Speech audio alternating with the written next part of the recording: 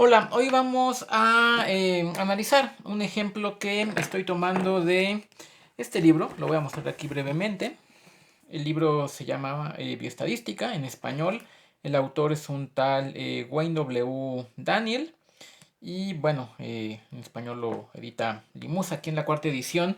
El ejemplo que vamos a analizar para ver un contraste de hipótesis es el 7.34, que viene en las páginas 234 y 235, si ustedes tienen acceso a este material.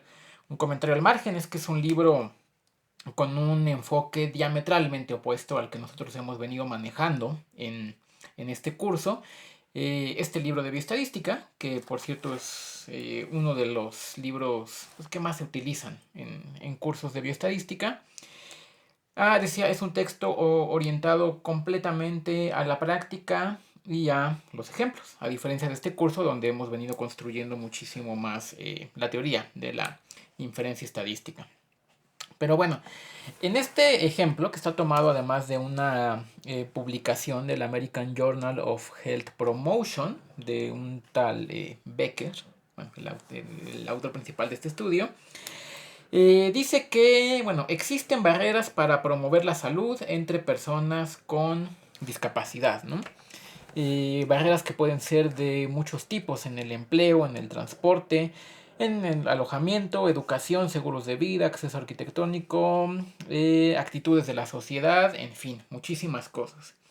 Y que estas barreras dificultan las actividades de promoción de la salud entre las personas con discapacidad. El chiste de este estudio es que los autores desarrollaron una escala o un índice para medir eso, ¿no? Una escala de barreras en las actividades de promoción de la salud. Y bueno, ustedes pueden ver el artículo para ver cómo se construye este índice o esta medida. Y ahora la pregunta que uno se hace es si las personas con discapacidad califican más alto en esta escala que acaban de introducir estos cuates que las personas sin discapacidad. Esa es una pregunta que se abre en esta investigación. Y se puede trabajar con la metodología que hemos expuesto aquí de contraste de hipótesis. La idea es que hay un poco una población allá afuera dividida artificialmente para fines del ejemplo en dos grandes grupos, ¿no? Personas con discapacidad y personas sin discapacidad, ¿no? Con todo lo arbitrario que eso puede ser, pero así se está dividiendo para el estudio. Y bueno, se quiere ver si una cierta variable aleatoria, cuánto califican las personas en esta escala, en promedio es mayor en uno de estos dos grupos que en el otro. Entonces la idea es construir una variable aleatoria que nosotros podamos asignar a los elementos de la población y que nosotros podamos modelar con una distribución de probabilidad conocida y con parámetro desconocido, y que justamente esta pregunta, ¿califican las personas con discapacidad más alto que las personas sin discapacidad?, la podamos plantear en términos de el parámetro desconocido. Entonces esa es la idea. Por cierto, aquí dejo un espacio a la derecha para tener aquí mi disque consola de R, para ir tecleando algunas cuestiones. No les voy a ir tecleando, porque tengo una computadora aquí al lado, pero es una molestia estar moviendo el celular y luego otra vez al pizarrón y luego otra vez a la computadora. Entonces aquí voy a ir anotando algunas cuentitas que voy a ir haciendo. Bueno, déjenme borrar aquí. Por cierto, se toma una muestra de tamaño 137 más 132.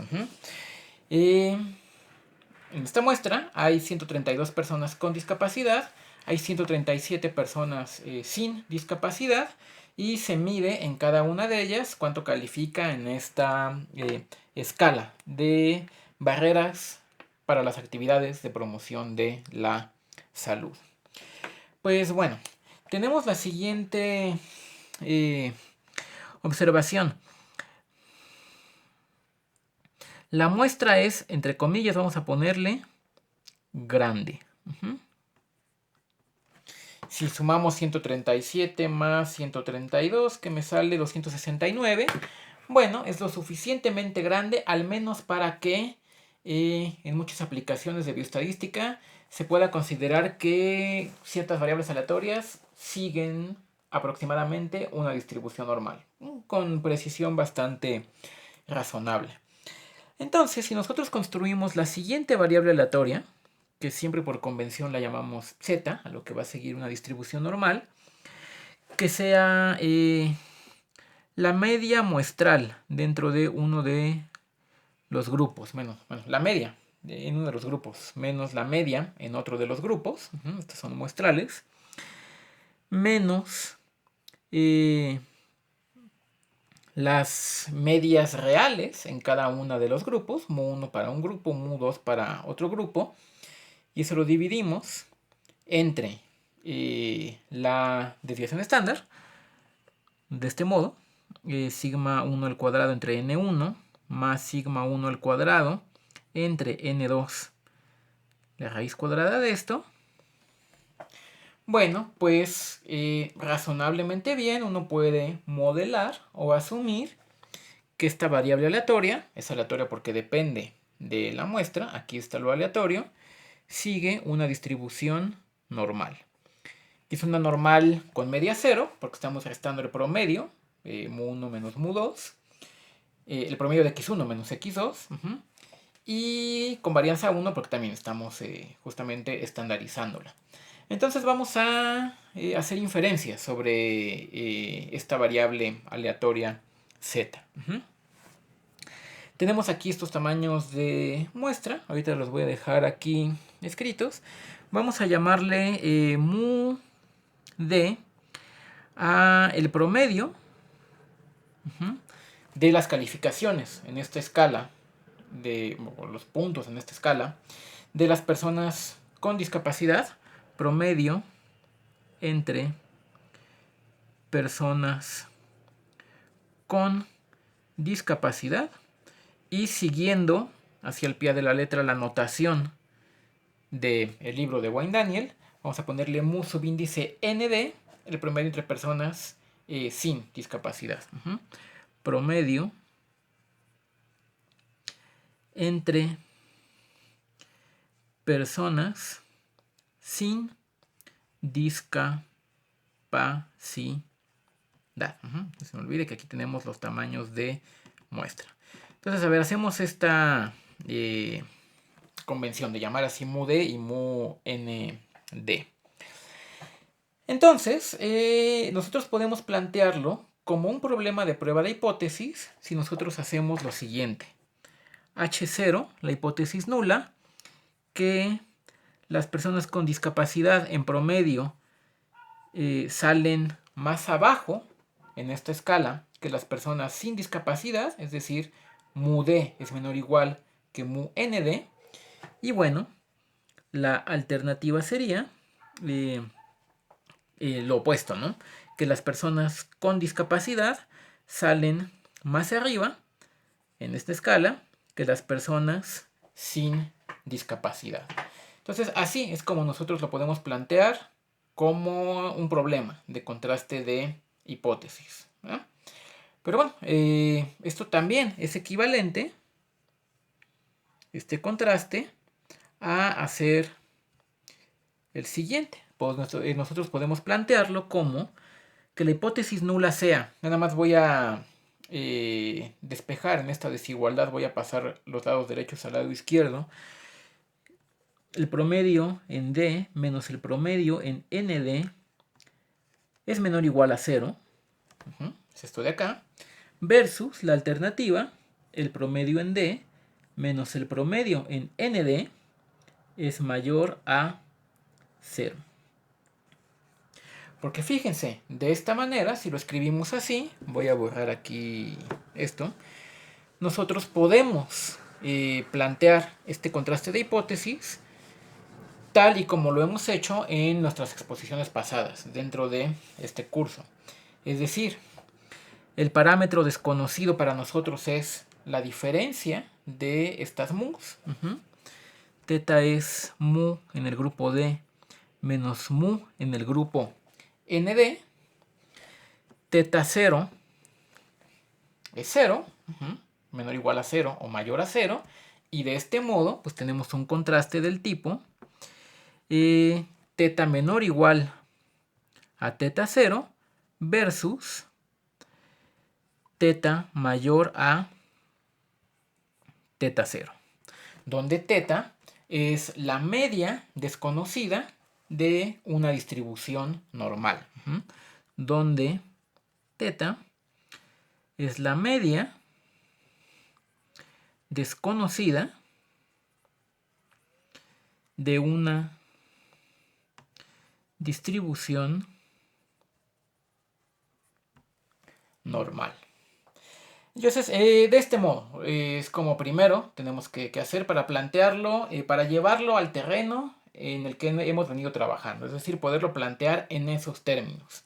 Y ahora sí podemos echar a andar los resultados, aplicarlos a este caso, ¿no? Lo que hemos visto en videos pasados. Noten que como nosotros estamos, ya vimos en uno de los videos pasados que la distribución normal pertenece a la familia exponencial. Nota, esto ya lo hemos visto. La normal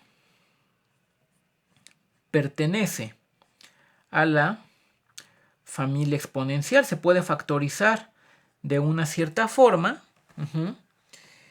con una función c de teta. Revisen los videos donde lo factorizamos, que es creciente. ¿Verdad? Bueno, si es creciente, déjenme anoto aquí esto para que no se va a olvidar. Los tamaños de muestra en un grupo y en el otro, 137. Ya puedo borrar aquí a gusto. Había, cuando vimos el lema de Neyman y de su mejor amigo en el mundo, Pearson, llegamos a un cuadrito, ¿no? De cuál era la función óptima. Y cuando vimos el caso compuesto contra compuesto, que es lo que tenemos aquí frente a nosotros, llegamos a el mismo cuadrito y bueno, explicamos más o menos por qué era lógico que tenemos que llegar al mismo cuadrito. El punto de esos cuadritos, revisen esos videos, es que ahí nosotros podemos ver cuál es la función de decisión óptima que necesitamos en cada caso. Aquí por cierto existe porque es la familia exponencial, entonces sabemos que la función de decisión que nos dé ese cuadrito será óptima. De acuerdo al cuadrito del caso compuesto contra compuesto en la familia exponencial, compuesto versus compuesto en la familia exponencial, uno tenía que fijarse en dos cosas. Uno, cómo era la hipótesis nula, si era teta menor o igual que teta 0 o al revés, mayor, esa era una cosa. Y el otro punto era si la función c de teta era creciente o decreciente. Aquí viendo qué tipo de problema de contraste tenemos, cómo es la hipótesis nula, y que c de teta es creciente, de acuerdo a ese cuadrito, la función de decisión y por lo tanto la prueba óptima es de la forma, recuerden que llamamos deltas nosotros a las funciones de decisión, es rechaza si la estadística de prueba es mayor o igual que un cierto cuantil 1 menos alfa. El cuantil de la distribución de la el cuantil de la distribución nula de la hipótesis de prueba, justamente. Bueno, entonces ya sabemos cómo es la forma de la función de decisión óptima, de acuerdo a esto. Bueno, supongamos que nos dice Wayne Daniel que queremos hacer esta prueba con un nivel de 0.01, el nivel deseado de la prueba. Deseado e impuesto por nosotros, ¿no? Deseado de la prueba. Bueno, si utilizamos como estadística de prueba, si usamos la estadística de prueba, y en este caso es muy práctico utilizar justamente Z mayúscula, X en un grupo, en D, el promedio, menos el promedio muestral en el otro grupo, menos el promedio en D, entre el promedio en ND, entre sigma D al cuadrado, entre el tamaño de muestra ahí, más igual la varianza en el otro grupo, entre el tamaño de muestra en ese otro grupo, que es 137. No lo quería borrar, ya lo borré. Bueno. Si usamos esta estadística de prueba y estimamos nosotros las varianzas que son desconocidas, y estimamos las varianzas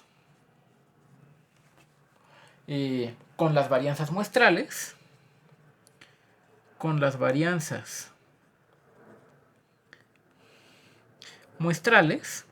ojo, no es que exactamente la distribución nula de Z vaya a ser una normal estándar, pero uno puede aproximar, porque el tamaño de muestra es bastante grande, 230 y no me acuerdo cuánto, que Z, bajo la hipótesis nula, aproximadamente sigue una distribución muestral. Podemos aproximar razonablemente bien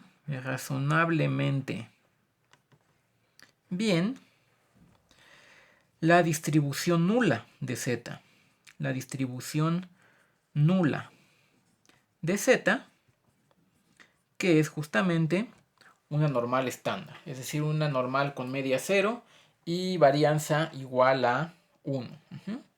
Entonces, nuestra regla de decisión, que ahorita no debí de haber borrado, es rechaza si la estadística de prueba, que ahora se llama Z, es mayor que el cuantil 1 menos alfa, y Q es el cuantil de la distribución nula de Z, y alfa es 0.1, pues entonces nosotros podemos calcular Q1 menos alfa. Y para esto voy a usar por primera vez aquí mi disco consola de R. Voy a calcular, bueno, yo tecleo en R, aquí yo veo primero un piquito, Q de cuantil norm de normal. Si yo no le pongo a R los valores para los parámetros de la normal, la media y la desviación estándar, por default me toma media 0 y desviación estándar 1, toma la normal estándar. Y nada más tengo que ponerle aquí el cuantil 1 menos alfa, que vale 0.1, y R me responde que ese cuantil vale 2.33. Estoy redondeando hasta la segunda cifra después del punto, ¿no? Entonces,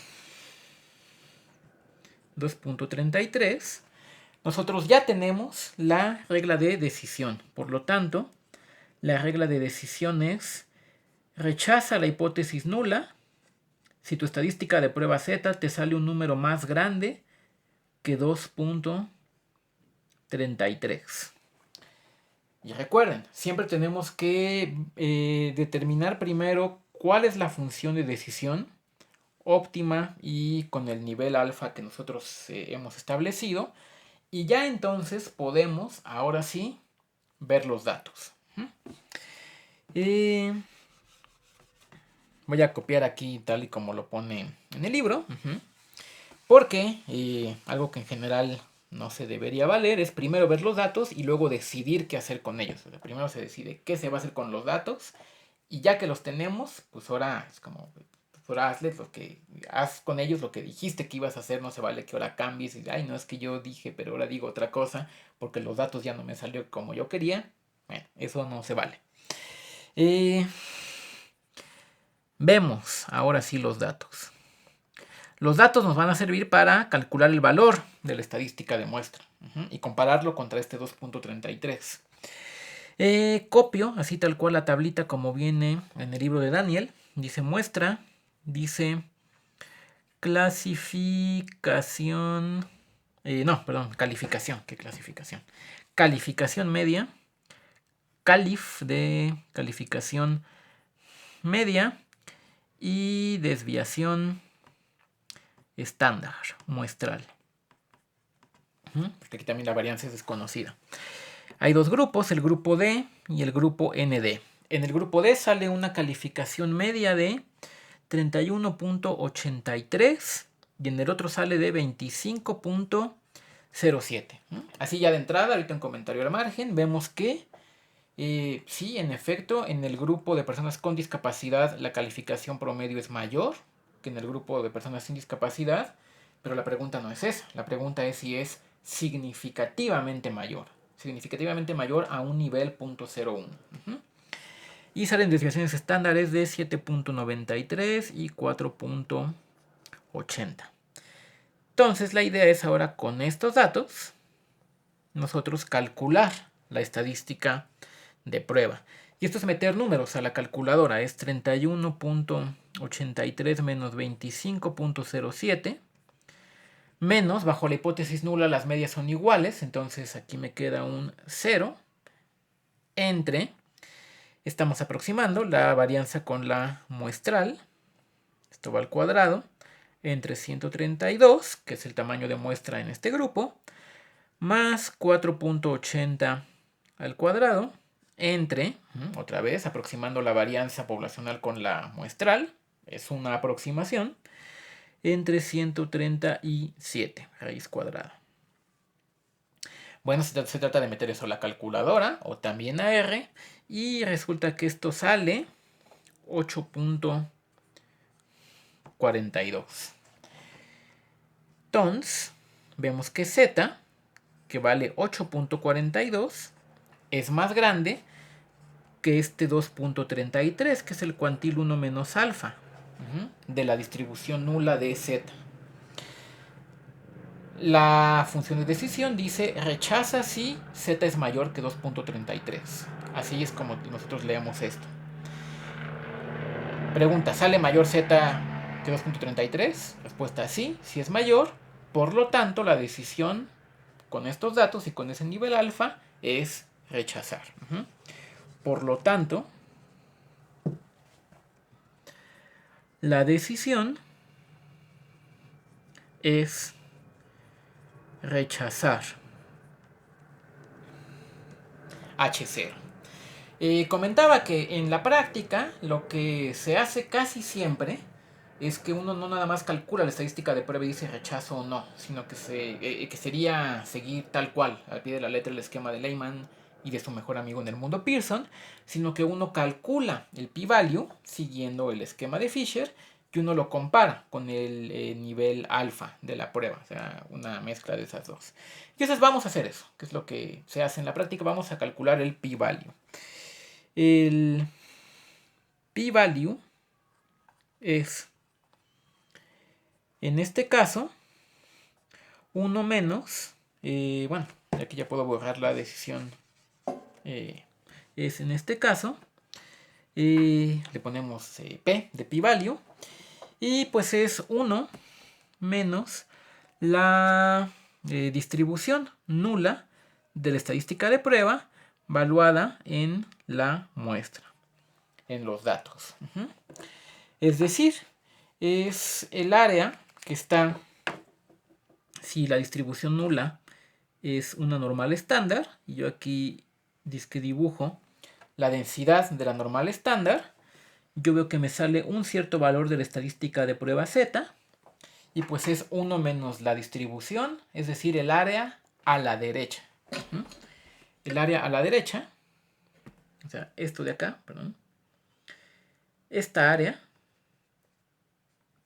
es justamente el p-value, con la distribución nula. Vean cómo, o sea, eso es justamente tener datos muy extremos, datos en este caso, con esta forma de la hipótesis nula, muy a la derecha. El p-value, que nosotros podemos interpretar, lo discutimos en el video pasado, como la probabilidad de observar una muestra al menos tan extrema como la que observamos, al menos significa igual de extrema o más extrema. En este caso extremo es muy a la derecha, en este caso en particular. Y pues bueno, pues es esa área. Esa también se la podemos preguntar a R. Entonces aquí sigo con mi consola de R. De hecho la pude haber dibujado más chiquita y ya no pinta mi plumón verde. Entonces vamos a elegir otro color. Ahora vamos a pintarlo en rojo. Eh, bueno, pues eso es justamente 1 menos la probabilidad, eso es con P norm, P de probabilidad y norm de normal, de una normal estándar, y bueno, a la izquierda de Z, que vale 8.42. Si hacemos eso, R de plano nos contesta que la respuesta es 0. Es decir, el p-value es prácticamente igual a 0. Lo cual es una buena noticia. En este caso, vemos que el p-value es prácticamente 0. Al menos como yo tengo aquí reconfigurado, me da eso directamente. Inténtelo ustedes, les debe de dar más o menos lo mismo. O lo mismo. Y eso pues es más chico que 0.01, que es el nivel alfa. Por lo tanto, bueno, ya sabíamos que la decisión es rechazar H0. Y además podemos estar bastante seguros de que nuestra decisión, digo, no estamos completamente seguros nunca, ¿no? Pero tenemos bastante confianza en nuestra decisión porque nuestro p-value salió muy bajito, está muy lejos de esta barrera artificial dada por 0.01. Recuerden que un p-value entre más chiquito en general son mejores noticias. En contra de la hipótesis nula, que es lo que usualmente uno desea rechazar. Entonces, ¿cómo podemos interpretar esto? Y ya, para terminar, entonces, por lo tanto, podemos concluir que a la luz de estos datos, podemos concluir que a la luz de estos datos, por supuesto, no sabríamos si con otros datos habríamos llegado a lo mismo. Tenemos confianza en que el resultado es robusto porque el p-value es muy chiquito, pero bueno, siempre es con estos datos que salieron con esta muestra. Las personas con discapacidad sí puntúan más alto en esta escala que las personas sin discapacidad. Las personas con discapacidad